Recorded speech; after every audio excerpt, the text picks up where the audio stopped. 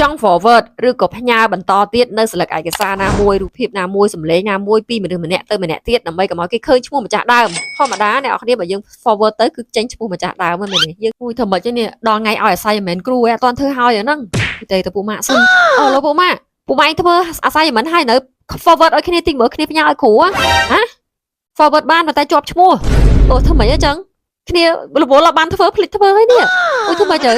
ធម្មតាអ្នកនរគ្នាបើយើង forward ទៅគឺចេញឈ្មោះម្ចាស់ដើមហ្នឹងមែនទេយើងចង់បិទឈ្មោះហ្នឹងកុំឲ្យគេដឹងថាយើងលួច forward ពីណាមកអញ្ចឹងឬក៏យើងរក្សាសិទ្ធិរបស់ម្ចាស់ដើមណាអ្នកនរគ្នាអាចបើកមុខងារមួយនេះបាននៅក្នុង Telegram អញ្ចឹងពេលដែលយើងផ្ញើទៅគឺអត់ឃើញឈ្មោះថាយើង forward របស់គេមកពីណាទេអូខេខ្ញុំនឹងបង្ហាញអ្នកនរគ្នាក្នុងវីដេអូមួយនេះចូលមក Telegram ឧទាហរណ៍ថាយើងចង់ផ្ញើរូបនេះទៅអ្នកណាគេបន្តទៀតអញ្ចឹងខ្ញុំឧទាហរណ៍ថារូបនេះយើង forward អញ្ចឹងយើងសង្កត់លើរូបនឹងឲ្យយូរមកហើយវានឹងចេញពាក្យ forward មែនអត់យើងចុចលើពាក្យ forward ហើយយើងទៅរើស account ណាមួយដែលយើងចង់ផ្ញើទៅឲ្យគេបន្តរើសបានហើយពីមុនយើងចុចពាក្យ send តែម្ដងមែនអត់អញ្ចឹងតាមវិធីនេះគឺចេញឈ្មោះម្ចាស់ដើមមកហើយឃើញទេអញ្ចឹងយើង forward ពីណាមកគឺចេញឈ្មោះអ្នកហ្នឹងហើយម្ចាស់ដើមគេអញ្ចឹងវិធីថ្មីដើម្បីផ្ញើកុំឲ្យចេញឈ្មោះអត់ផ្ញើអញ្ចឹងទេអញ្ចឹងអ្នកគ្នាតាមទាំងអស់គ្នាណាយើងសង្កត់លើរូបនឹងឲ្យជាប់ចេញពាក្យ forward យើងចុចពាក្យ forward ធម្មតាហើយទៅរើសយក account ណាមួយដែលយើងចង់ផ្ញើទៅមកប៉ុន្តែអត់ទាន់ចុចពាក្យ send ភ្លាមទេអ្នកគ្នាមើលឲ្យទាន់ណាយើងចុចអាសញ្ញាព្រួយនៅខាងឆ្វេងដៃនេះឃើញទេខ្ញុំដាក់ព្រួយអ្នកគ្នាមើលចុចសញ្ញាព្រួយហ្នឹងហើយវានឹងលោតអក្សរមក4ជួរអញ្ចឹងហើយយើងចុចពាក្យខាងលើ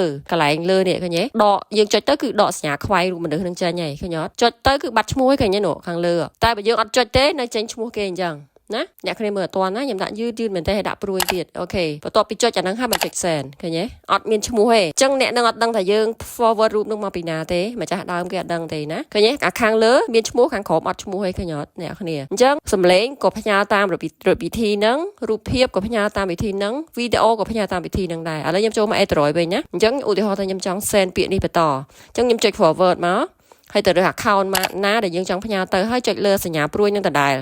ណាហើយទៅរើសយកពាក្យទី1នឹងដដែល